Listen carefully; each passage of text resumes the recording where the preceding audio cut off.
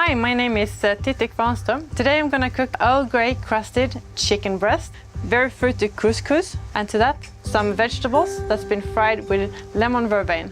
So the first thing that I have to do with this is to get the liquid ready for the couscous to soak in. So I've got a little bit of, it's a very light chicken stock. Then I'm gonna add the tea, and for this I chose forest berry tea. I'm gonna brew this water for about 2 minutes. So now I'm just gonna add the couscous or put on a lid. So the next step with this, I'm waiting for the couscous. The couscous is setting and it's getting the moisture from the tea.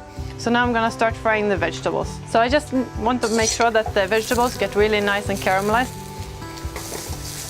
So while I'm waiting for my veggies, I'm gonna season the chicken breast. And finally, the secret ingredient, which is Dilmah's aromatic Earl Grey tea. Of course, it's really nice to have a very grainy, fine tea so you don't get those big chunks.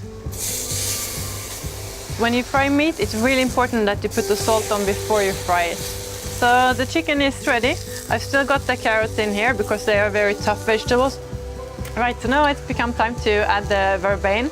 And as I'm sprinkling it over, I'm crushing it a bit between my fingers. Once you crush it, you really get the aromas flowing. Okay, I'm gonna start with the couscous. Now I'm gonna add a little bit of fruit to this. So I've got the watermelon and I've got some pineapple. So we come to the final step. I'm gonna add a little bit of veal stock to the vegetables.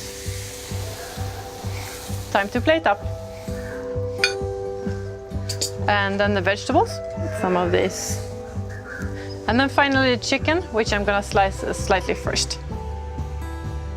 And there you have it, my fruity couscous with Earl Grey crusted chicken and fried vegetables.